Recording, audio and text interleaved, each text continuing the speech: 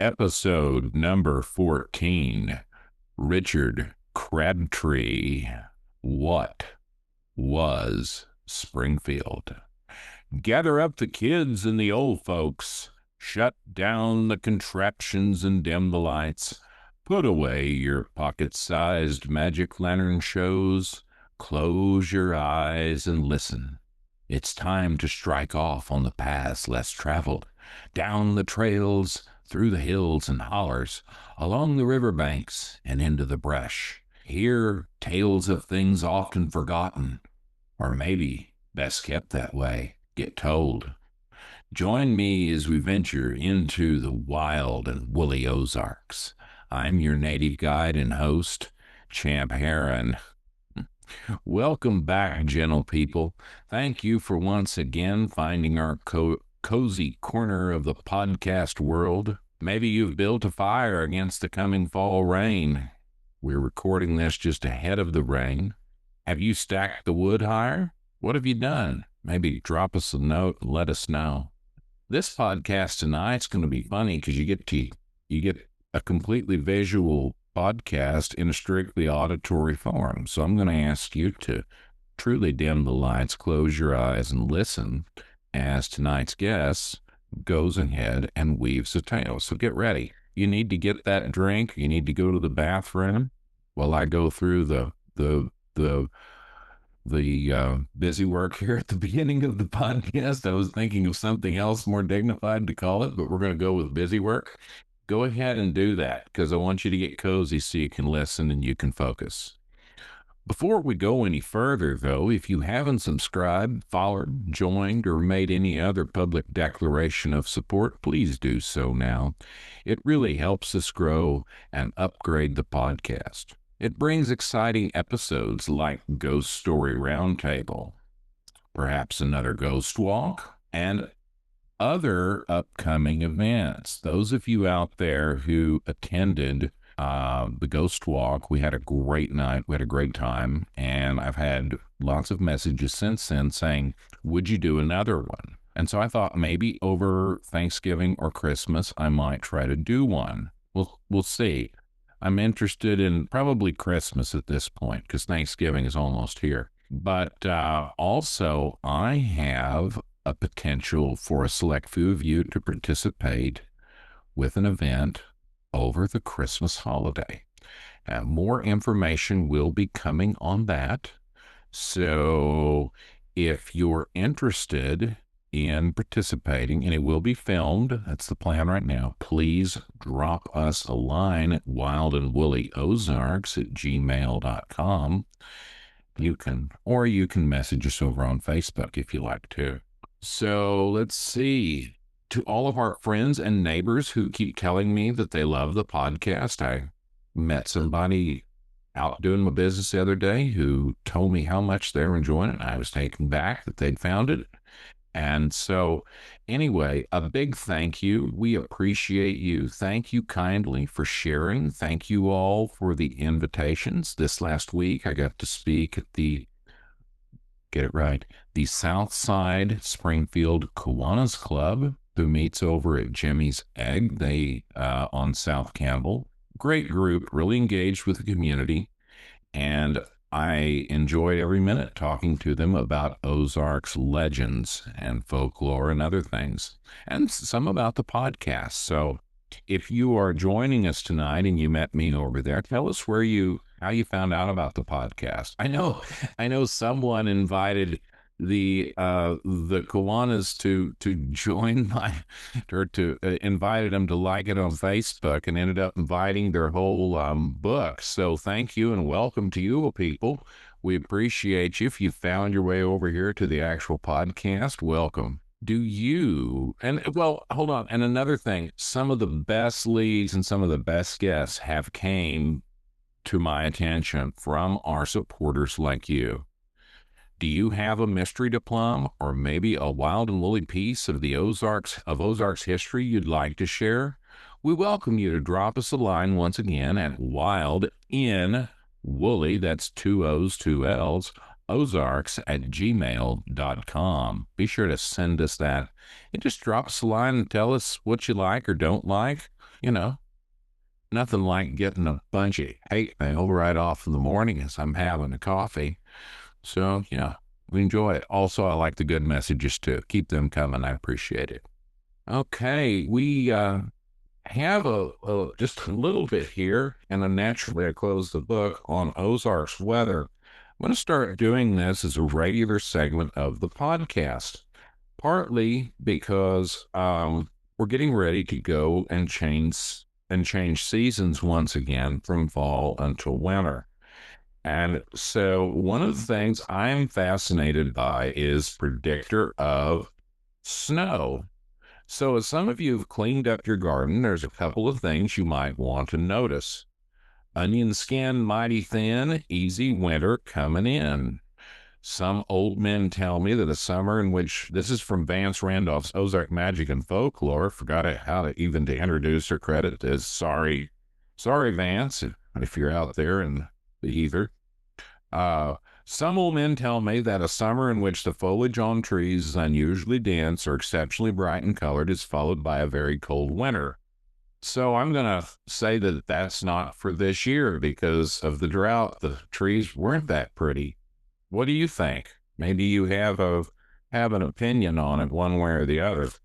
But if you have an old time way of predicting snow or frost or something like that, please let us know. We're going to make this a regular part of the program. We're going to try to have a little more in depth. But for today, I'm going to leave you with this. Old folks take a careful note of the age of the moon at the time the first snow falls. It is said that the number of days the moon is old at that time will equal to the number of snows which will come that winter. I think that's one we can test this year. So, and I'm particularly fascinated by moon sign anyway. If you're out there and you know they're going to elaborate on this, drop us a line and let us know. I'd really like to understand more about that. So I'm going to start the program. Today's guest, and I had some stuff written here about him, but I think I'm going to go ahead and read it anyway. Today's guest is rather famous, although you may not know who he is. But I guarantee if you're on social media in the Ozarks, you have seen his posts about historic homes, wonderful places, railroads, mansions, and unfortunately, some of the magnificent lost history and architecture, now only available in photograph or brought to life through his social media posts and YouTube videos. I'm talking about none other than Richard Crabtree. Born and raised in the St. Louis area, Richard moved to Springfield 28 years ago.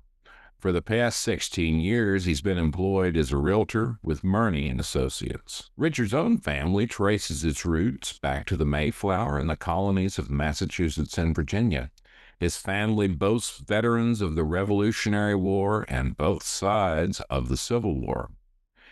His love affair for history began at a very early age, as the St. Louis area, their history goes back, 4 centuries.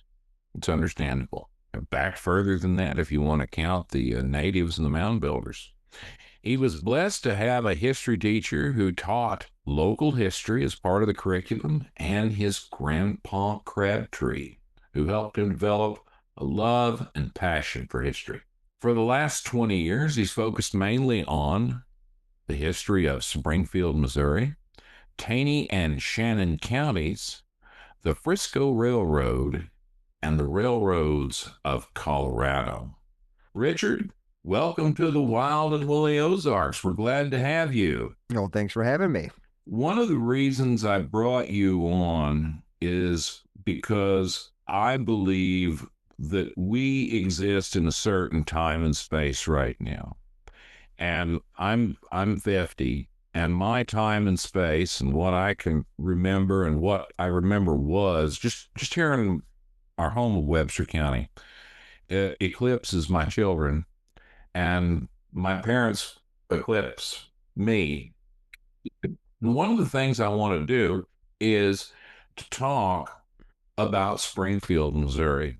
I think we think now of Springfield, Missouri, you drive down Battlefield Road without ever thinking why it's named Battlefield, or you go through the University Heights neighborhood, maybe not ever it occurring to you that why it's called University Heights or different things.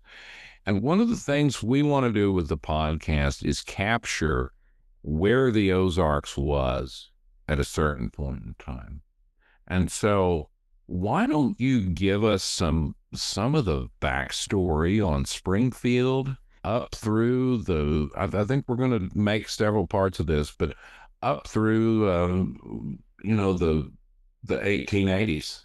Sure. Well, we have to go back almost 200 years, and we go back to around 1829 when John Polk Campbell decided to leave Tennessee and cross the Mississippi down in Arkansas and came up here to what we now call Springfield. He found what we at that time was not called, but was later called Fulbright Springs, carved his initial in a few trees there. Him and his brother had claimed that land, and then I've heard two stories. One story says he went back to Tennessee to bring the family. Another story told me he went to Texas and came back. The one going to Tennessee makes the most plausible assumption it's true. So he goes back in 1830, he returns, only to find that the Fulbrights have been working the land on the other side. And he's like, hey, take a look. I'm the one over here carving my initials here. I was first. And the Fulbrights did honor them. And they started building what we know as downtown. Now, the spring was right at the intersection of what we would call Jefferson and Water Street. And Springfield at that time was just horribly small, very spread out farms, wooden buildings, very rustic, dirt. There was not a lot going on down there. The merchants and stuff would come. And it was interesting is the merchants that came down here, especially clothing, a lot of them were German Jewish merchants, some coming through St. Louis or directly from Germany, setting up shops. And because of the wood and the structure of the buildings, all of them were torn down. They just didn't last. The square at that time was a very dusty, dirty place because everybody brought their animals. They traded animals there. It was noisy, it was loud, it was smelly.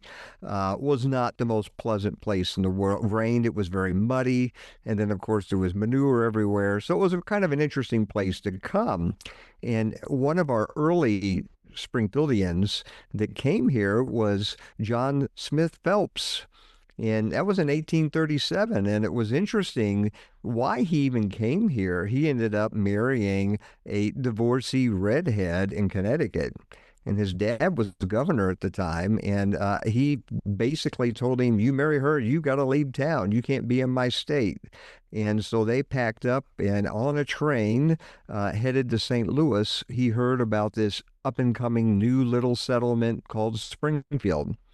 And he decided to come here. And when he got here, he was the first attorney that was in town. And there was a law case that needed to be settled for a murder.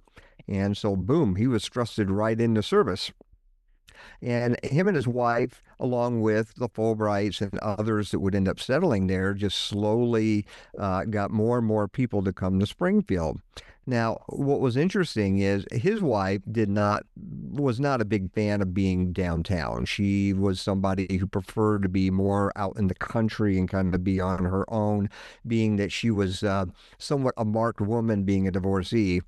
And the other folks were trying to build up downtown to be a little bit more cosmopolitan.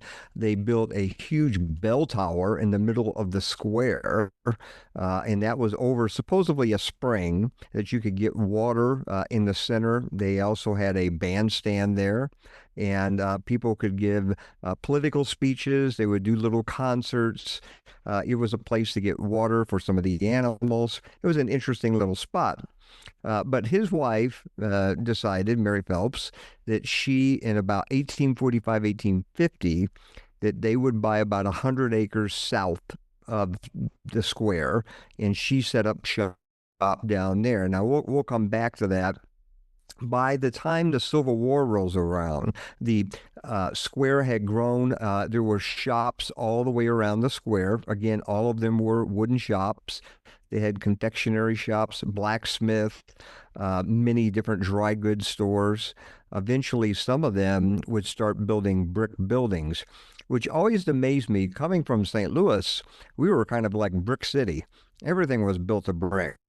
And I was just surprised at how many wooden structures there were down here. Mr. Mansfield would actually end up building a rather large opera house on South Street, which still stands today. But his original building on the square, yes, sir. I was just going to say one thing is that what are the earliest known photos you know of the square? And is that bell tower in that? The earliest picture I have of the square would be north of the square, kind of up what we would consider Boonville, Sure. and maybe north of Mill, looking back towards there, and it's all farmland and fences and stuff. The Right. next one I have would be from 1860, showing a blacksmith, a confectionery, would be the northeast corner.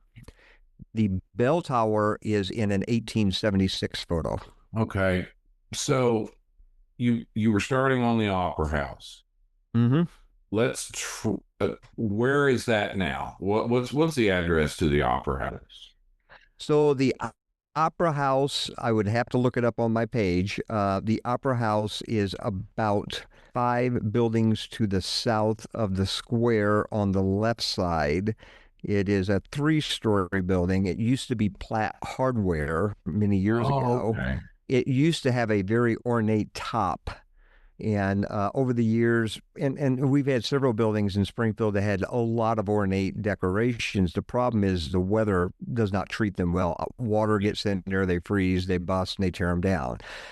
So the Opera House was catty corner from a church, which is gone, and another church, which was further down the street. The square, basically the southwest corner of the square is probably the most original of the buildings that were built, meaning they were built sometime in the late 1860s through the 1870s. The rest of the square has all been pretty much destroyed. So that was pretty much that section going down South Street. It has the most original buildings from that era. And different people would occupy these buildings. They would switch hands out pretty frequently. I don't know of many long-term tenants. Probably the longest-term tenant that ever was on the square was Charles Hers and Hers Dry Goods, or Hers Department Store, and they would start off at 1860. But they were on Boonville, just about 2 buildings north of the square on the west side. And, they lasted until 1994. But they had 3 different buildings on the square. The square went through massive, massive changes over the years, and mainly due to fires. It's amazing. In my long lost Springfield that I did a presentation, you can actually find that on YouTube. Just search my name, Richard Crabtree, and you'll see it. I go into all the destruction and the fires that had transpired in Springfield, and it's amazing how many things have burned down over the years, even though we had somewhat decent equipment. But the early days, they were bucket brigades, and if they got lucky, they eventually got some horse-drawn steam pumpers to help with fires. But for the most part, once you had a fire, it was pretty much burnt down. They would start all over. And the square was no exception. But the square's evolution to what it is today has changed dramatically. And we could even get into the concept of the splitting of the city, which also led to some interesting characteristics of the square. But if I went back to John Phelps and what was going on with him in his life, he ended up joining Congress very early in his career. And we'll touch upon that when we get into the splitting of Springfield, because the railroad impacted him very, very early on in his career, and his wife buying all the land south. The splitting of Springfield when the railroad came through was quite interesting because when you look at the Civil War and what transpired there, Mary and John were linked because John, while he was away, Mary would entertain some of his friends. There was one visit from Ulysses Grant when he came through, and of course, General Lyons. Now, Grant was not quite a general yet. I think he was a major at the time. And General Lyons came through and had dinner with Mary and asked her politely, if something happens to me at the battlefield, I don't know if he had a premonition or not, but he said basically, here is my Bible, make sure it gets home and send my love. And, and of course, we know the rest of the story. He goes out to the battlefield and gets killed in August 1st. Almost I think it was instantly. August. I'm sorry? Almost instantly. Almost instantly. Yeah. Yeah, he was the first general killed in the Civil War. And it happened right here in Springfield at the battlefield. Hence, like you said earlier, it's like, well, where do we get this name Battlefield and Battlefield Mall? Well, it comes from Wilson's Creek Battle. And it was so interesting about this, and this is why John and Mary Phelps have just intertwined through all of Springfield, is that Mary, upon meeting him and then hearing what had transpired, they had brought his body downtown and had it at a building. And she went immediately and found a gentleman to build a coffin and line it with lead because they were going to ship it back to St. Louis. She then finds where the body's at, and there's a Confederate soldier standing over him. And she walks into the room and is like, "What are you going to do?" And he's like, "I'm going to cut his heart out." And it's like, why would you do that? And he goes, "Well, because he's the SOB and he's fighting against us, and I'm going to cut his heart out." And so she spent an hour talking to him as if, what would your mom think? I mean, your mom would be so upset with you for trying to desecrate this poor gentleman. And how would she like to get your body back with the chest cut open and the heart taken out? So he finally gets emotional and leaves. She gets the body over to the gentleman. They get it in a coffin. They put it in a wagon, and they drag the body down to her farm. And now the farm, where of course Phelps Grove Park is today, was actually just south of Brookside on Virginia.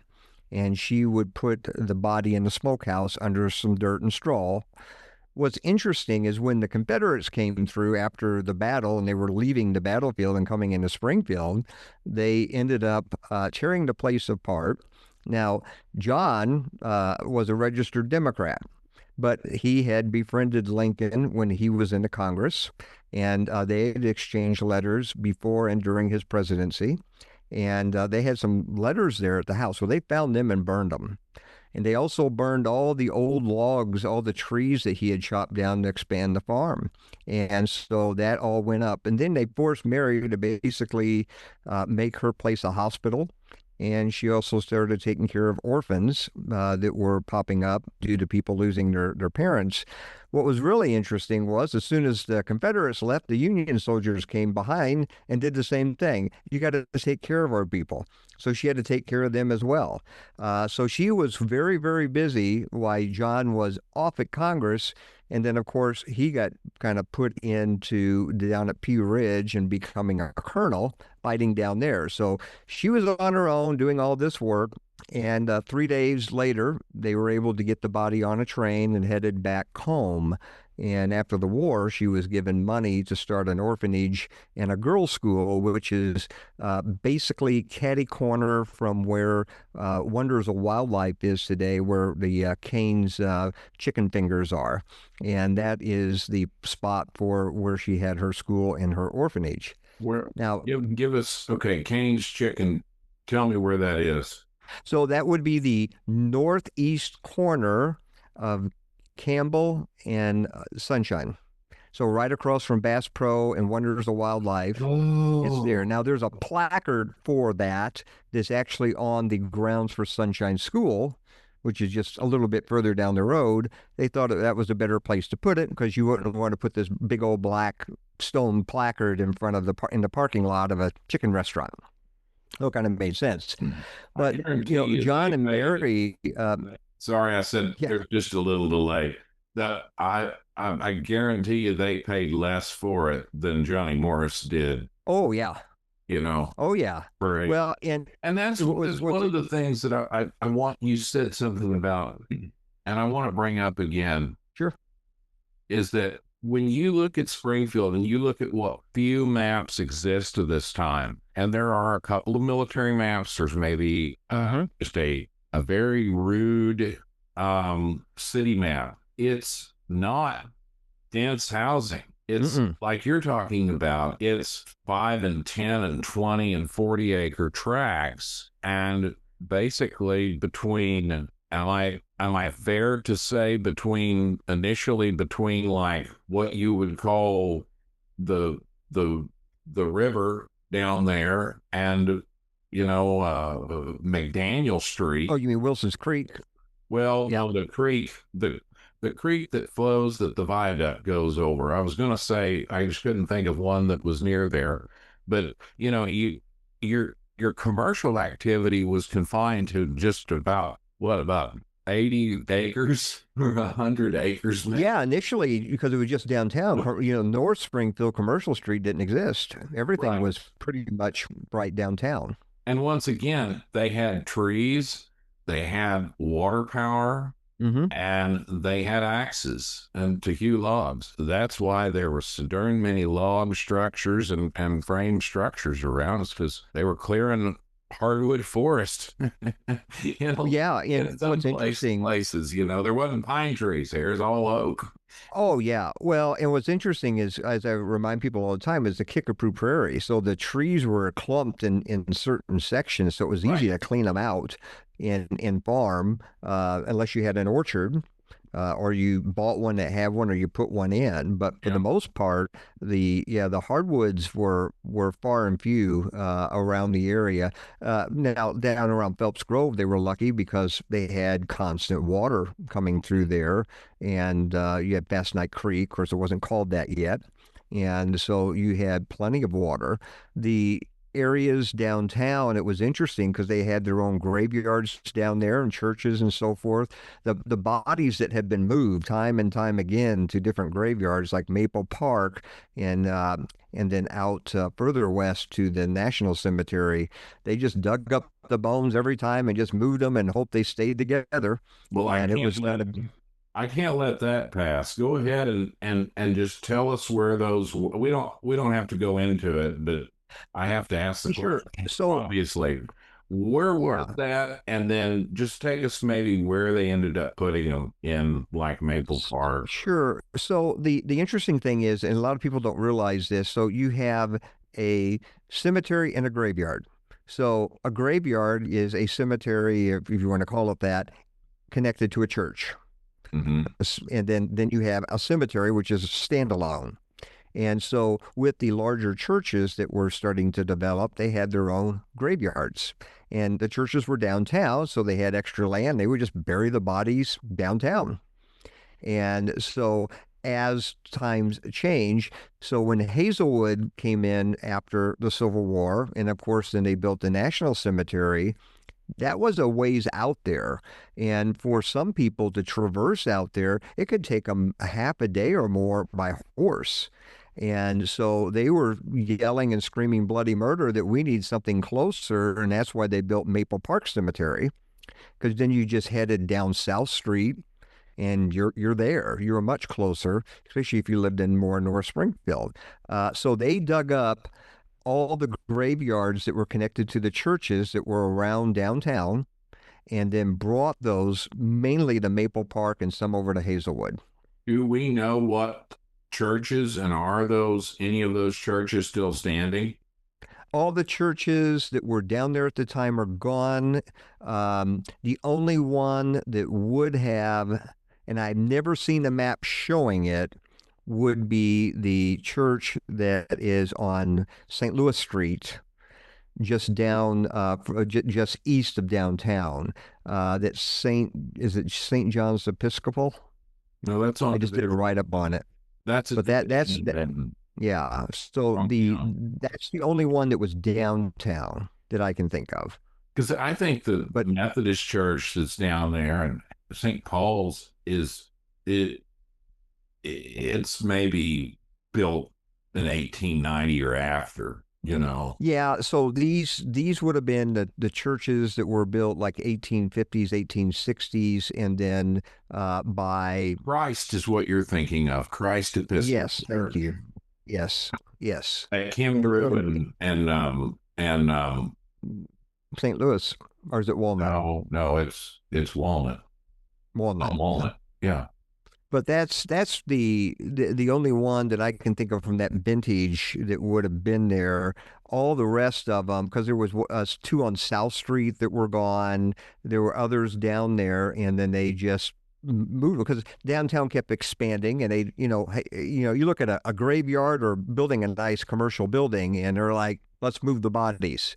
And so apparently the bodies were moved several times. Anyone And famous so that was moved? Any famous first Springfieldians that were off the top of my head, I don't know. I would have to. If anybody's interested in finding that out, though, you could go to the Maple Park Cemetery. They have a nice office there built by Carl Bisman of all people, and they somebody's there daily, and they may be able to help you with that.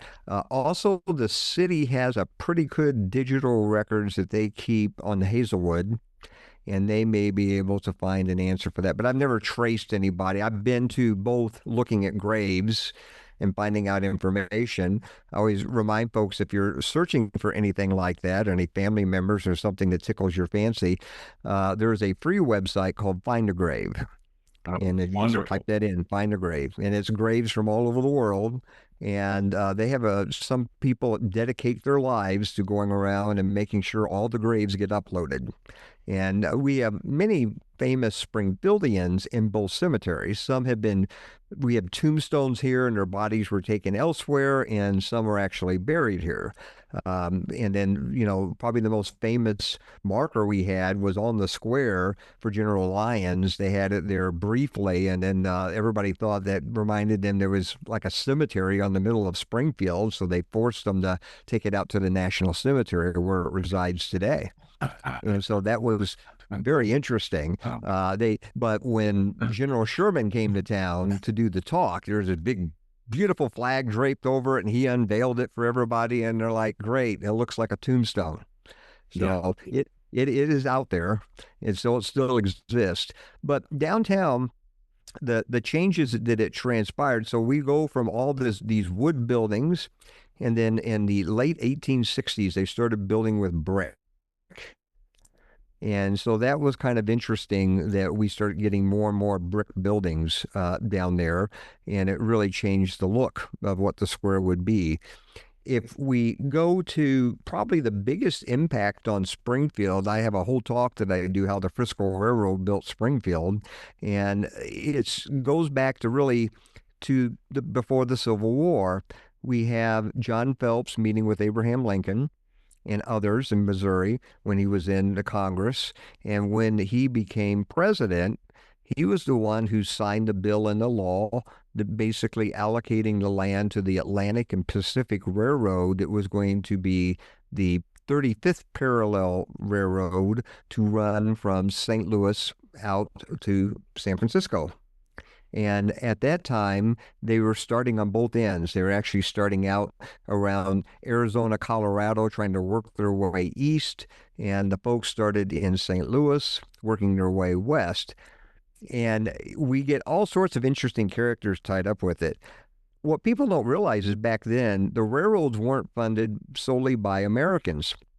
They were selling stocks in Europe. People in Europe had more money, and they would invest in these crazy harebrained schemes that were happening in America because they were said America's the land of the rich. You're going to make all sorts of money out there. So they would sell all sorts of stocks, and they were controlled by all sorts of different people. And we just really never knew where things were going to go. Now, the railroad went under several iterations, and it had made it to Rolla at the beginning of the Civil War. And at that time, you had to brave your soul, if you will, traveling in a stagecoach from Rolla. And any of us who have driven from Rolla to St. Louis or Rolla to Springfield, that's a interesting ride, very hilly, up and down. And just imagine doing that on a stagecoach with dirt roads. And then you had to deal with bulb knobbers and people like that, stagecoachmen that would rob you of anything. And so you finally made it to Springfield. The war's over, and they are deciding, okay, we are now going to head to Lebanon and then on to Springfield. Lebanon, they hit at 1869.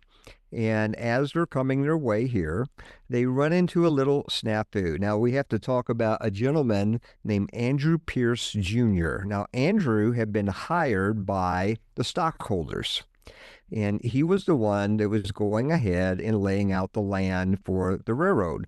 What was interesting was, and this happened to all railroads built the towns. So if there was a big town, they didn't necessarily want to go there because they wanted to own the land and develop the town and get the people there. They made more money that way. So as they were approaching Springfield, the folks said, "Great, you're heading downtown, right?" And he's like, "Well, sure, if you want to pay me an additional $25,000. That was a lot of money at that time. And there was no way that they were going to cough up that kind of bread.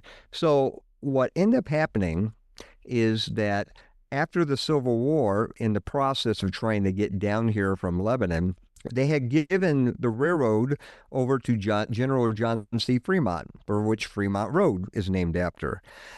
General Fremont was, what I've been told, an okay to a good general. He was even a worse businessman. He didn't know what he was doing with the railroad. The Union Pacific was competing with the Frisco, as they were, or what we called later, as they were trying to head west. Union Pacific in one day laid 13 miles of track. General Fremont laid 13 miles of track in 1 year. Wow. So he was fired. And then they took it back and they reorganized the railroad. And so one of his boys, one of the that would work with him, was Colonel Boyd. And so S.H. Boyd was working, and so he knew the railroad, and he knew a couple of other people, specifically Dr. E.T. Roberson, who owned a lot of land up north of downtown.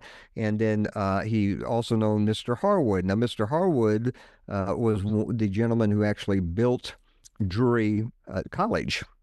And so these people got together and they said, "Hey, let's make up a deal and pitch it to this Pierce guy and see if he bites." So they did. Was Harwood a Congregationalist minister, or was he just affiliated with the Congregationalist Church? I think he was the minister, and this was built, if I recall, in memory of his son. I think he had lost a son. I've heard that, and that's yeah. why he wanted to build the college. And they built Fairbanks Hall, which was another tragedy that I talk about in my Lost Springfield talk. The thing that was interesting is they get a hold of Mr. Pierce, and they pitched this idea, and this is the idea they came up with. They said, "We're going to plot a whole new town north of Springfield called North Springfield. We will give the railroad 40 acres to build a depot and their shops. We will give you the right of way through the middle of the town, and we will give you a half interest in all the land sold." That was a no-brainer to the people on the railroad. They were like, "We're all over that. Give it to us." So the town was now split. So 1869, it was laid out. It was adopted in 1870. In 1870, we get what we now call North Springfield, cut in two by Division Street, hence the name Division. And so they had their own police department, they had their own fire department, mayor, city hall. Everything was split now for Springfield, with downtown losing out, which was really sad because downtown on College Street, they had built this beautiful hotel called the Metropolitan. And it looked like something from France or New Orleans, a lot of wrought iron. It was 3 stories. It was beautiful. And now nobody was going there. Everything was going to be happening on this new commercial street. So before we get into how it worked out, we're gonna take a little break for one of our earliest and best sponsors. I've got a prepared reading here from the Colonel himself. Men, I would like to speak to you about vitality, longevity, and the joys of life. If you've been feeling down in the mouth, lacking energy, and unable to maintain your strength and health, fear not. Colonel B.H. Quickfoot proudly presents Okra Strut, a revolutionary treatment for the man who chooses to stand against the rolling toils of age and infirmity. Give up the rocking chair and feel years younger. What's the secret? The secret to Okra Strut is the mystical recipe Colonel Quickfoot obtained from an old Chickasaw medicine man in the hills of the Oklahoma Territory. Colonel Quickfoot met the man as he outpaced his saddle horse whilst carrying 2 bushels of groceries from a store 5 miles away. Once the poor horse caught up with him, the good colonel was shocked to note that despite being over 100 years old, he still worked like a man in his 20s and maintained terrific health and an exuberance and vitality hitherto unknown in the outside world. Married late in life, he managed to sire an entire household of children beginning in his late 80s, and his wife was expecting another. It was from this specimen of manhood he obtained the secret Chickasaw recipe handed down for a millennia. Through the modern wonder of careful chemistry, this potion can be delivered by the boxcar to all men in need of a lift. Brewed and bottled for you along the banks of Indian Creek in rural Hill County, this all-natural wonder tonic will make you feel hearty of mind, body, and soul.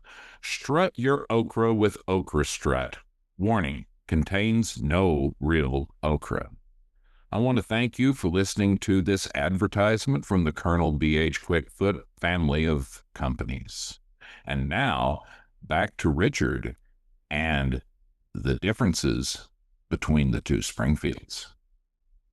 So as we continue on, the Springfield, once it had split, they decided to start building up there along the rail line. So we end up getting Commercial Street. Now, Commercial Street ends up getting the mainly all brick buildings, which many of them are still standing today. And we're blessed for that due to the fact that once the square really took off in downtown, the people didn't pay as much attention to Commercial Street, so they kind of left it alone. There was some modernization to a few buildings, but a lot of them were just left alone, and people didn't have the money to invest into them. So that's been a blessing for us. We're downtown, they did what they did, which we'll get into. But what was interesting is the railroad had to build a hotel. So they built the Ozark Hotel, which is across from the Eurasia Coffee House today. And that building was actually the Frisco Opera House, which is kind of interesting. And that was a union hall for the engineers and firemen. They would have banquets there, meetings, and so forth. And it also had a place to stay. The Frisco operated out of the Ozark Hotel across the street, and then the right behind that would have been their first depot, and it was a huge Victorian structure. Then many buildings started building up along there. Even Anheuser-Busch and William Lemp Brewery out of St. Louis, they started putting in grain silos and icing for their beers. So there was, and that was up and down the line, but there was up there on Commercial Street, big grain silos just for the breweries to ship back up to St. Louis. This was just before they started poisoning their beer so it could ship better. And then poor old downtown, they were still frustrated. It's like, what are we going to do? We got this big railroad that's up north. They're getting all the business, and we're not getting anything. Well, that would change. All I was going to say is, I was going to just kind of stop you for a second, because the old Springfield still needed the railroad. So Right. it's not like they could just say, well, we're just not going to participate. So Correct. I've got a couple of just things I'm curious about. What's the first good road that they build? And Division Street was that the city limits, the southern city limits of North Springfield? Yes. So how long did it take Springfield to say, well, crap, all we got to do is annex everything up to Division Street. We're practically there. Well, several things happen. One, Sure. Boonville would be probably one of the big roads. Of course, St. Louis Street, which basically went up to St. Louis. Then we had, other streets that were named for different directions. Those are probably the two most famous. South just went south. National was interesting because National was on the far east side, and it wasn't called National. It was called Springfield Boulevard. And the boulevard was supposed to be the fast way to avoid all the crazy traffic downtown to get up and down east and north and south Springfield. And what's interesting is after the Civil War, when they connected Springfield Boulevard further, it went to the National Cemetery. So when you went down and you hit what we call Cherokee Street today, you turned east and that was just National East. And then you turn south again into the cemetery. So that's very confusing, but they kept the name. They decided we're going to now call that boulevard National Boulevard because it goes to the National Cemetery. And then later on, we just lost Boulevard and changed it to National. In the 1948 is when Springfield went through a major change, 47, 48, where they started realigning a lot of streets. They changed the numbers and they changed the names because they wanted the names to be consistent from east to west. So if they had different names going east to west, they picked one of them, and that's what took. So they decided to call that Cherokee because Cherokee ran further west. But there were other names that changed over time. But National would be the big one. Later on, Lone Pine, Battlefield, and what we think of today, none of those existed. Then on the, would be years before we got the Parkway on the west side of town. Most people, if they got in here by train, they would, if they were going to, like you said, conduct business with the main Springfield, they had to come down Boonville. Now, the biggest change that happened is just a short amount of time later. So in 1869 and 70, we get the first railroad. 9 years later, we get another railroad because they saw what was happening. They saw that they were favoring too much of North Springfield, and there was an opportunity to be had by servicing the middle of Springfield, the old part of Springfield. So the Kansas City, Fort Scott, and Gulf Railroad, also called Memphis or the Memphis Line, they came into the town in 1879. And they were offered by the folks up in North Springfield a few years after they came into town. Hey, if you build your shops and stuff up here, we'll give you $50,000. Well, they realized by building south and staying there that they would make a heck of a lot more than that $50,000 they were being offered up there. So that's why they ended up staying down there. They built a station at Mill and Main, which for most Springfieldians is pretty famous because that's where the Frisco depot would eventually be.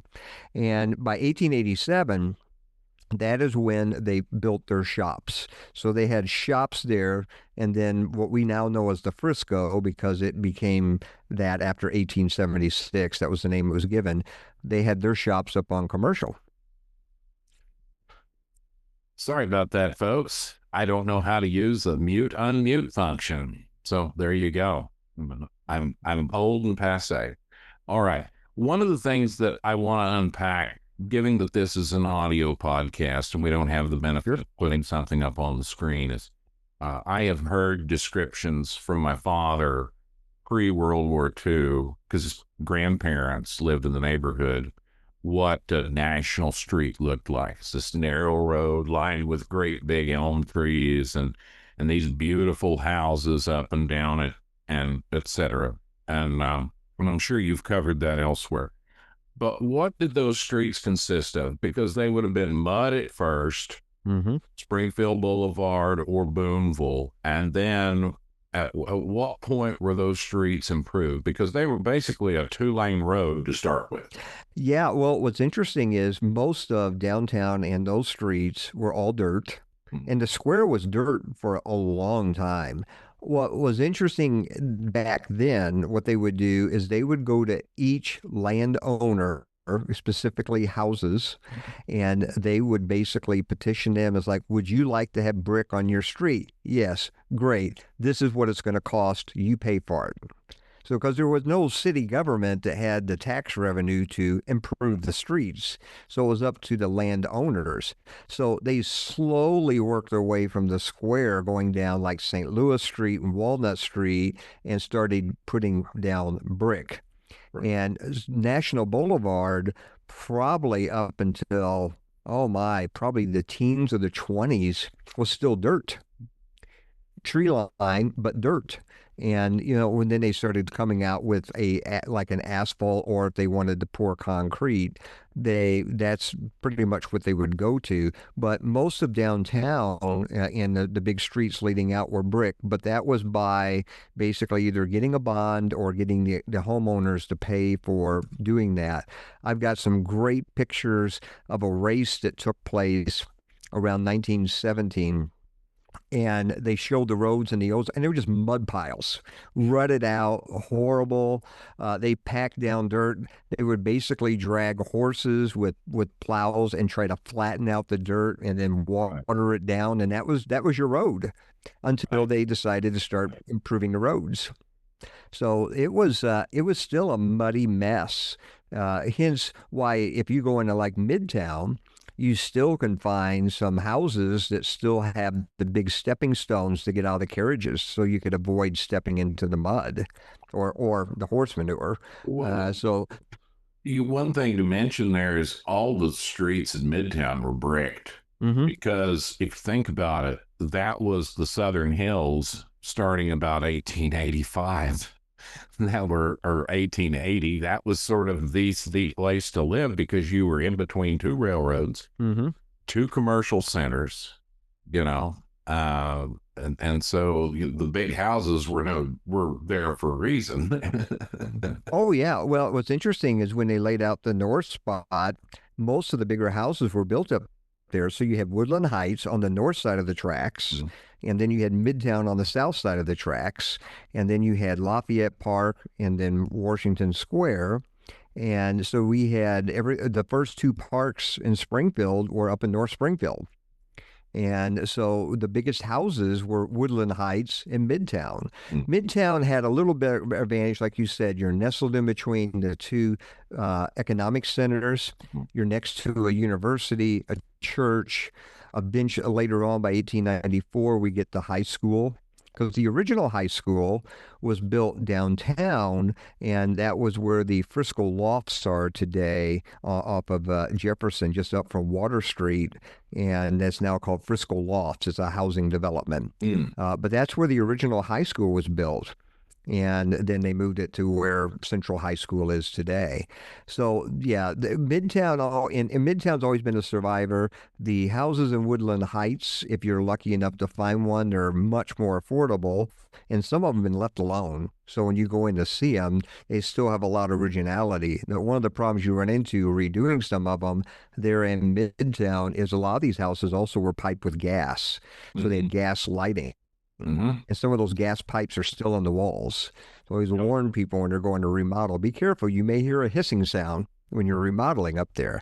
But the folks that basically the people that were around those areas were the ones who owned the shops, the businesses, and so forth. All the houses were wood, Victorian style. It wouldn't be till we get into the 1890s to the 20s that we start getting those grand houses that you were used to seeing in St. Louis and Kansas City, in Springfield, and quite heavily along St. Louis Street. But when the railroad came into the south part to Kansas City, Fort Scott, and Memphis, that made a huge change because the people in regular Springfield felt like, hey, We got our railroad. We really don't care what's going on up there because our line's connecting Kansas City, which was a huge hub, all the way down to Memphis, and eventually it would go all the way to Pensacola. The interesting thing about that is that right around 1900, the Frisco acquires the Kansas City, Fort Scott, and Memphis Railroad. So creating this huge X from St. Louis all the way down into Texas, and then all the way from Kansas City down to Pensacola. So they end up getting all of that. That's also one of the reasons why they got rid of their station that they had up at Commercial in Benton and moved everything to Mill and Main and took over the Kansas City, Fort Scott, and Memphis depot that was there. And it made sense because they were, downtown was really starting to take off and grow. More businesses were closer to where more of the action is. Commercial Street was interesting. It developed along there and just kind of stopped. It didn't spread like downtown did. Downtown started really spreading. Because downtown at that time, between 1880 and 1900, you had a lot of blacksmith shops. People still they had horses, so they kept horses downtown. You had the one and only brewery just out on College. There was so many places down there where you can buy dry goods and get all your supplies that you need for your farm. So people like today that go to Costco and stuff, they would ride into town and go do all their shopping and then ride back out, and maybe not come back for a month. It was pretty easy. Of course, Sears and Montgomery Ward's was around by that time, so people could have stuff shipped out to their place. But something big, they'd probably have to come into town or go to the railroad depot and pick it up. But the big change happened right when the Kansas City and Fort Scott built their basically their shops. And at that time, we're talking 1887, that was the time that the two Springfields merged back together. So they got rid of everything that was up north, excluding the fire department, and everything moved back to the center of Springfield. And that made a lot more sense because they could now grow together and have synergy. And during this time, there was multiple, at the time, around 5 different streetcar lines, and they ran all over, and they were independently owned. And by the, yeah, it was kind of It crazy. sounds like a There you go. We're going to license cars. chaos. Oh, yeah. Oh, And wow. because you're hopping from one to another and yet your tokens didn't work. The thing that was interesting is when they brought it into town, it was first horse drawn.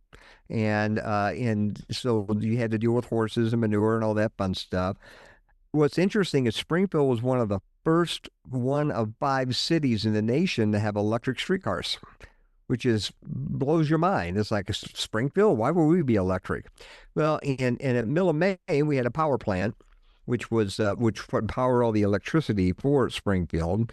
And about that time, that's when Springfield Gas and Electric, which is the forerunner to city utilities, they got involved and merged all the lines together, and they became the Springfield Traction Company.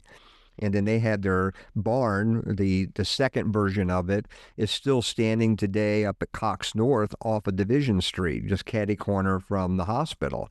And so all the location, everything was centered up there. And they had later on they'd have buses and so forth. But the city really started to, from 1880, 1900, it really just started to explode. And there was just a lot more infrastructure put in place. Places were starting to get sewers. People were starting to put electricity in. It's funny how they had to advertise in the mini newspapers begging people to spend 25 or $50 to have your house electrified, and how much safer it was to have electricity and easier on your eyes. And then they had to sell them on the concept of cooking with gas and not coal or wood. And gas is more dependable. Let's do that. Across from the train station, they Mill and Main, they had these huge 2 gas tanks, and on the side of them they said "cook with gas," trying to get people to utilize that.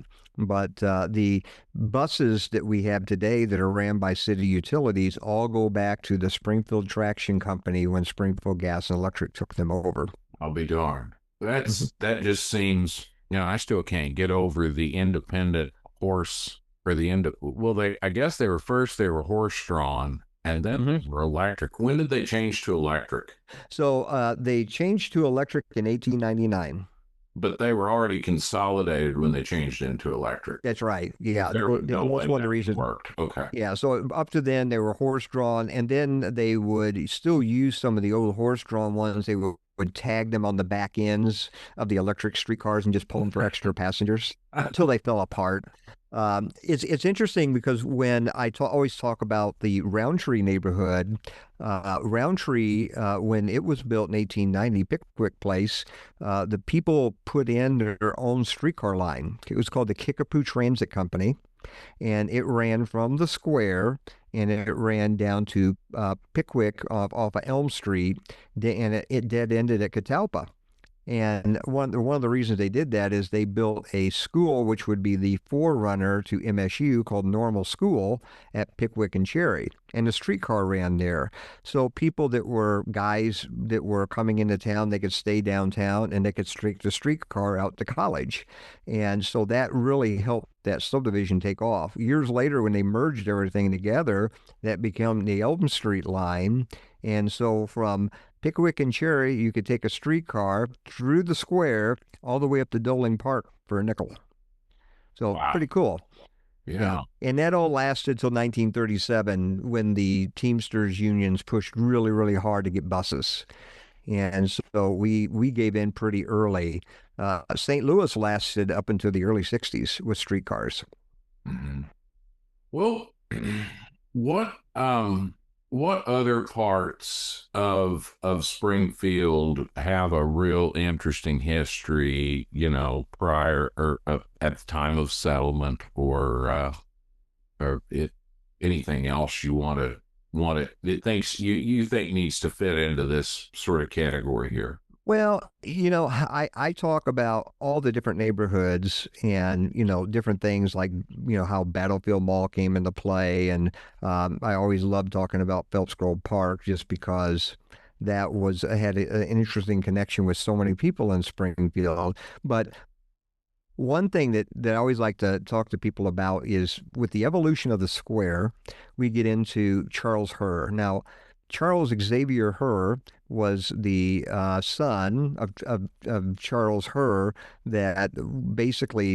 Francis Xavier Herr was the son of Charles Herr, and he was the one who started the Herr department store way back in 1860. And then they moved to several locations. The location they were at was at the northeast corner of the square, and it was an incredible looking building. Today, it's where the Fox Theater would be as part of the History Museum on the square. And what was interesting about the building, it was what I call more of an arcade building, because you could actually walk into the middle of it and look up, and there was an arch and there was glass all around. So you could actually window shop on multiple different angles, 3 stories up. It was really, really cool. You've seen some buildings like that in St. Louis and Kansas City and mainly Chicago. And so it was really kind of ahead of its time to have that there. So he had this wonderful, wonderful building. The square was just booming. We're in the process of building a brand new courthouse, which is now the old courthouse, but at that time it was the new courthouse that would open up in 1914. And so the things were going well. Francis went out on vacation. He went out to Estes Park and went out to Rocky Mountain National Park, staying at the Stanley Hotel. And he gets a very disturbing telegram. And the telegram basically said, "Store on fire, burnt to the ground, took the entire block. What do you want us to do?" Well, and if any of you have ever been to Estes Park, it's a good 20, 30-minute car ride to get to Longmont. Back then, the quickest thing they had was a Stanley steamer at the Stanley Hotel, trying to get that in. So the hotel took him by a Stanley steamer back to Longmont to get on the train. So he's sending telegrams. And what happened, a gentleman in basically the warehouse was smoking a cigar around straw and box and crates, paint, turpentine, whatever, and it caught fire. and they didn't have a very good fire suppression system or anything to put out the fire, and it started spreading quickly, and it spread through the square. And unfortunately, another building down was Fox and Wingbean's paint and turpentine store, Oh Lord. and it kind of exploded. Oh my. And so within 3 hours, the entire northeast corner of the square burnt to the ground. And at that time in 1913, that was $1 million loss. So Oh that my. was the biggest loss that Springfield had ever seen.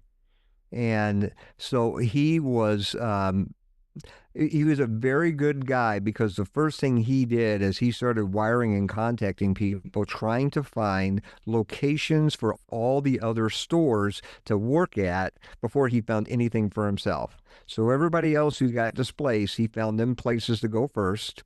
And then when he got in town, he ended up splitting up the store into three different locations while they built their store. John Landers at the time and his son Doug Landers, they end up buying an old bank. They tore it down. And then Francis tore down the old courthouse, and they built their new buildings, the Landers building and then the Hers building. And then across the way, Barse and the paint and turpentine box and wing beans and some of the other people all rebuilt. Reps would build a department store. There was a Holland building, which would come later. And then, of course, the first theater up there, the Electric Theater, all that was built. So the entire northeast and northwest corner of the square by 1915 was brand new. Totally had been rebuilt. What had to And all be? those buildings, I mean, a 50-gallon drum of turpentine would be like a bomb going off. oh, it and Well, they would have had multiples of those in a paint store because you had to mix paint by sure. hand and varnish and everything by hand. Yeah, it was a two-story store. So their warehouse and then whatever the Hearst had in theirs, along with all the packing crates, it was a disaster waiting to happen. The two causes of fires that happened the most in Springfield were smoking, and the other one was overfilling the furnace with coal and getting it Yeah, too the hot and doing a chimney boiler fire. explosion Yeah. is a dandy too. The I just recently we just covered, and we haven't aired it yet because we had a software issue, the West Plains dance hall explosion, Hmm. and basically it blew a whole block just off the map. And I mean, several hundred gallons of ether spirits and turpentine and probably white gasoline would have been in there. I mean, there could have been couple hundred gallons of each. I can't imagine there was a window within that was left after that went off. I mean, The only thing that would have made it worse if it had a bunch of fertilizer in there too. well, yeah, paint would be bad enough. I mean, it's just all Yeah, oh yeah. everything about that is volatile. And if you don't believe me, go set some turpentine on fire at some point. Oh sure. Get back. Well, Burns like gasoline. So well, Francis was so devastated by what happened when he had the building built. He wanted it all built out of concrete and steel, and he had two massive water tanks built in the tower. So you ever looked up there and you saw that where it says hers and it's all glass up there? That had two massive water tanks, and they had buttons in the store. If there was a fire ever broke out, you could go hit this big red button on the wall, and it would release the water and douse the entire store. He was never going to go through wow. it again. Oh, I mean, he lost so much money. And what the funny thing is Springfield, and I don't know why, all these businesses typically were underinsured by 50%. So whatever they lost, they got 50%, and then they had to pay it all over again. just That's getting absolutely visions crazy. I'm getting visions of the Towering Inferno, the old movie Oh, with where they have to bust the water to, yeah, getting yeah, to William Holden hanging on for dear life. I did not know that. That's yeah. Well, and it's funny, the month before the big fire broke out, Springfield had just upgraded all their fire equipment. And there's this beautiful panoramic I have of all this fire equipment on the square with the northeast corner in the background, almost like mocking it. Yeah, just try to burn. And then they show up with a Naturally. lot of guys didn't even know how to use the new equipment. So Yeah. it was just crazy. And then the pictures at the time, people are standing in the smoke watching it, not realizing all the crap their smoke is Yeah. sucking into their lungs. It was quite a show. I, But at I least he just, got it yeah. done. And that wasn't the only loss he had. So Yeah. in 1914, he decides, 1912, he decides to buy all this land that was Phelps Grove farm and turn it into a subdivision. And they had it all plotted out. They had two of the most famous people that were involved with landscape come in. So George Kessler, who actually designed the 1904 World's Fair up in St. Louis and it redesigned Forest Park afterwards. And he was on the Kansas City Parks Board, designed 10 or 15 parks in Kansas City. Credited to his name, he had 21 states and 3 countries that he built parks in. He was Wow. considered to be Frederick Olmsted of the West. Wow. And he was the one who designed Phelps Grove Park as a subdivision, and it did very poorly because John T. Woodruff, who was kind of the John Q. Hammonds of his day, he had built with the Colonial Hotel and he built the Woodruff Building. He designed his own subdivision north of the original Country Club, which was next to Roundtree down around Delaware and Glenstone and Delaware, Glenstone, Battlefield. Battlefield wasn't there yet. I'm sorry, Glenstone, Delaware, and Portland and Meadowmere. Thank you. I could not remember those. He built a subdivision north of that called Country Club District, and his looked like the subdivisions in St. Louis and Kansas City, and so the women wanted to live there. Phelps Grove Park at the time looked like a woods and had grapevines and trees and bushes, and it was very woodsy. And the ladies just wouldn't go for it. And so, in a very short amount of time, he had befriended E. McJimsey, and Mr. McJimsey owned a newspaper called the Springfield Republican. And he had just got elected to be our first Parks Board president for Springfield. And so they met in his office and conjured up this plan that they're going to like, I'm going to sell you half the land that I have and you can turn it into a park. And guess what? We're going to name it after our previous governor, John Smith Phelps. And it'll be great. And the people will love it. And maybe I can get some of my money back. And of course, some people complain. They said, "Oh, you're just doing that so people have these wealthy people will buy your lots and it'll live around the park." Well, Exactly. after many convincing articles, they did it. They sold it for 50. He basically broke even, and he still owned the land, but they only sold lots along Clay Street. Nothing else ever sold. They ended up putting a zoo. Our first zoo was put in Phelps Grove Park. And then they also put in a massive lake that was even bigger than the one at Doling. And it went all the way over towards National, between Kings and National. So if things weren't bad enough, putting a zoo next to houses with, remember, we're at a time of no air conditioning, so you slept with your windows open. So you would have smells and sounds and other interesting things. So that was Mosquitoes. a big turnoff. Mosquitoes I'm from sorry. the lake. You ever keeps Because wasn't the lake simply like if you read, and I meant to send you this the other day, but there was a description in the around 1900, maybe 10 years before or after, about Phelps Grove, and there was a spring there, and there had Mhm. been, well, the natives had been there for years, uh, Yes. had came through there. And so, as I understood it, there was already kind of a swampy area, and I'm assuming that that's where they built the lake. Well, what's interesting is when they decided to make it a park, they reached back out to George Kessler, and he didn't want anything to do with it. He'd already wasted his time. He thought it was a small little piddly project, and I got bigger fish to fry.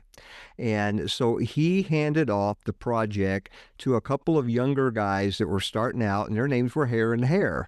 Now, you probably never heard of Hare and Hare, but you know their work. Hare and Hare ended up designing all the landscaping for Country Club Plaza. Mm. One of the big projects they did was in Oklahoma and Tulsa at a place called Villa Philbrook by a gentleman named Wade Phillips, who had a little company called Phillips 66. And we Okay. built this huge Italian gardens out there, just absolutely gorgeous. So they became very well known. So they laid everything out. The Fast Night Creek, as you mentioned, could be swampy. It could swell. It could do anything. The original plan was to take Fast Night and make lakes out of it and have the water flow through the lakes. But as many of us know, growing up in the area, when the rains come, that thing swells up something horrible and the water goes rushing down it. That would have just made a horrible mess. And I think they saw that pretty early on. So the second plan was to leave Fast Night Creek alone, and then they build a lake north of it. And basically, it ran from Kings and all the way over to basically where we call the French fries are today on National in front of the Art Yeah. Museum. And it was not terribly deep. They sunk two wells to fill it. They had a sandy beach. They had changing rooms. They had a stone building there. The problem that they had is as they developed more of the houses north of the art museum there, the sewage started leaching into the soil and getting into the lakes. And the same problem over at the country club. So by 1927, 28, they had somebody check the bacteria levels and they were way too high. So they had to drain both of the lakes. And that kind of just left Doling's Big Lake as a place to go. So it was kind of sad that we lost that, but it was interesting. And that was also about the time they moved all the animals up to Dickerson Zoo and got them all out of downtown as well. So it was a lot of changes that happened there. A lot of that land never got developed until way after World War II, and it was carved back up to smaller lots and became Phelps Park Terrace, and it sold. But it was one of those investments that he thought was going to do really well. Francis did, and it just bombed something horribly. But at least today it's developed into a nice subdivision and people love the park. Yeah, So it's great akin to we I'm sorry. it's a great space. It's just a great space. You're breaking up on me. Sorry, country and Wi-Fi. I said the park is Ah, just a great space. It is. It's oh, it truly is. a wonderful spot, and uh, how the community, how it's laid out. The community around it interacts with the park. It's not really separated from it. I think that's important. It's kind of an arts and crafts style setup, really, when you start looking at it, is, in my opinion. Well, and that all came from William Howard Johnson. Mr. Johnson was our first city attorney, and he ended up going down to Forsyth, Missouri. And at that time, they thought that Forsyth was going to become another Carthage or Joplin with mining. And they had some mines and timber and stuff. And he was known as an honest broker of land transactions. So the guys that had developed Pickwick Place and Hawthorne Place asked him to come back to Springfield and start selling their land. And he did very well. So he took all of his money and he built a place called Meadowmere Place, which is Okay. in the stone walls south of Hawthorne Place. And when he got wind that the Missouri Pacific Railroad or the St. Louis Iron Mountain Railroad was an affiliate, was going to build through the town of Hollister, he went down there and bought the town of Hollister. Okay. And so when the railroad came through, he's like, I'm going to build this town up, make some money. And about 5 to 10 years in, he decided, hey, don't we turn the buildings facing, though, the trains like they do in Europe, as opposed to America, where you see the back ass of all the buildings? It's always like horrible coming into town. Then there's the depot. Why don't we have all the buildings facing the depot?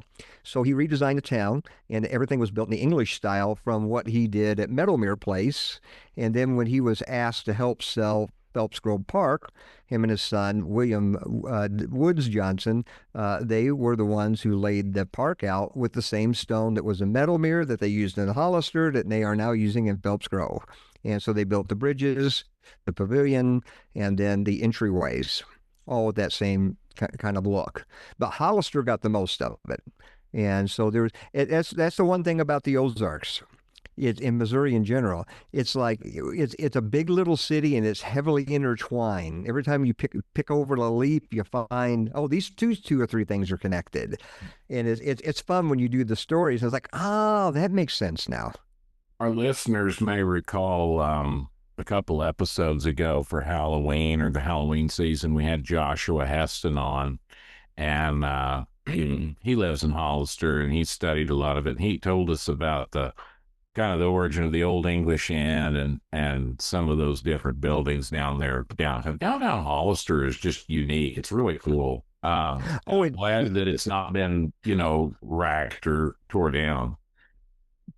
Yeah, we've gotten really lucky with that, and it's interesting because when William set that up, his son had just gotten married, and he had him go down to one of his stores, and the way it was laid out, they had a pharmacy and kind of a general store. And this was just the year before you had to have a license to practice pharmacy to actually dispense drugs.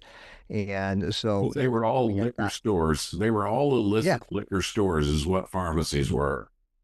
Well, what was funny is him and his buddy Pete Kite, they had both went to Drury for 1 year, and so he said, "You studied Latin, then you kind of know. We're pharmacists. Let's go." But they made more money, or William did, being a guide, taking the rich people out, showing them where to hunt and fish. And of course, he loved it and enjoyed it. But right after he got married, he decided, well, I got to have something a little more stable. So they built, next to the English Inn, they built the first bank, and then they built the English Inn. And he would eventually buy the English Inn from his dad. And then he kind of held the city hostage in the sense that he said, I'm not going to expand the English Inn and bring you more business until you pave this road. So finally, in 1927, they paved the road and he expanded the English Inn down. Wow. And yeah, so it's that whole little section down there, thank God, is open again, and people can go down there and enjoy it. But all that is connected to Springfield and the Johnsons, and it's just funny how it all kind of interconnects. The Old English Inn, that's the pub at the Old English Inn has always been the boys and I's spot after we fish. Oh. So that's cool. Even though it's very unhandy to where we fish, one time it happened there, and so now we do it. It's one of those type situations. Well, hey, they got good food and it's very affordable.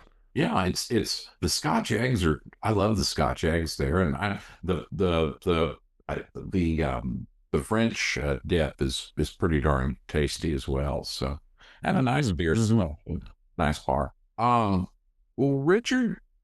We want to have you back, that's for certain, because I think there's more and more and more we recover with you. But in particular, I really want to thank you for going over with our listeners what Springfield looked like. I know that story's floating around in bits and pieces, but it's nice to have you put all of these different elements together, because now when you drive, and I really think that if I look at the records, we're going to see where they're trying to go grab as close to the border of North Springfield as they can, because I know how people are. I just almost know I'm going to find that if I go digging for it. But it's really kind of nice now to think about as you're cruising up Benton. They were once brick streets. This was the new subdivision, and now I've crossed and there's North Springfield, or maybe there was Maybe there was a graveyard around Christchurch at one point. Maybe not. Maybe some others. Just fun to think about those things. Tell us a little bit about what you have a presence on both social media and YouTube. Tell us a little bit about that, and then if you have anything upcoming, whether it's a speaking engagement or an open house or something, let us put that out there for us. Sure. Well, it's interesting because when I started looking for history pages in Facebook for Springfield, there really wasn't one in particular. There was one page that had a little remembrances that were out there, and I noticed that when I would put some of my history posts up, they would do well. But then some people wanted to talk about, well, where do you get your oil changed, and what's the latest restaurant? And I'm like, okay. So I became kind of the reluctant Springfield historian. And I was like, okay, I'm going to dive into this Facebook thing and try it out. And so I started doing my post. And I'm really shocked. It's been 10 years now. We got 45,000 people on the page. And I've started about 8 to 10 other pages on different various topics. And so when I get on there, the number one thing I'm asked about is house histories. How old's my house? Who lived there? Things of that nature. And of course, I always have to remind people, it's like I do that for free for my clients or when I want to do one on Facebook. I will do it for people that are buying a house, but I typically won't do it until after they close because I never know what I'm going to dig up. There's been murders, there's been suicides, there's been burnings, there's been all sorts of crazy things that have happened, and I'm not going to get in between somebody purchasing or selling a house. Now, if they want to ask me after the fact, they can ask me anything. But I have uncovered some pretty bizarre stuff. So but that's probably my number one thing that I get asked for. But on my Facebook Messenger, so if you go on to Springfield History, Vintage Photography and Landmarks, you can find my Facebook page there, and you can message me, and I get messages all day long.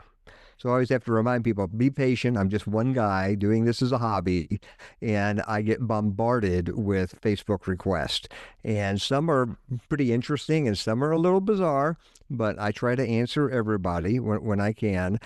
Talks, I'll probably have several talks coming up. I don't have anything planned right now. I've had several people reach out to me. I speak for groups all the time. It's funny because you mentioned the Kiwanis. I've done them multiple times as well. A lot of different people will reach out. And right now, I've been doing a lot for a senior place called the Fremont. And I've been there almost every month now for almost a year doing presentations. So I talk to a lot of church groups and a lot of other groups regarding history. I know I'll have some coming up in May because we will have the Frisco Jefferson Bridge, the Jefferson Footbridge over the Frisco tracks is going to be finished and dedicated, and I'll be doing several talks on the railroad in North Springfield at the historic firehouse. But I'll have that posted on my history page, and I know it'll be posted on the history page for the historic Commercial Street. I will give you, but sorry. I was just going to say, I will give you a plug. The 50-some minute video, Lost Springfield. If you have not had a chance to watch it on YouTube, watch it. I sort of skipped around on some of your others and I would watch and I'm like, okay, that's cool, but that's not what I'm looking for. Look at the Lost Springfield because it's sort of like what we did here tonight. He puts together all these different parts and it really paints quite a picture. And if nobody else is going to thank you for it, thank you for doing that because I think it's a great piece of journalism. Thank you. You're welcome.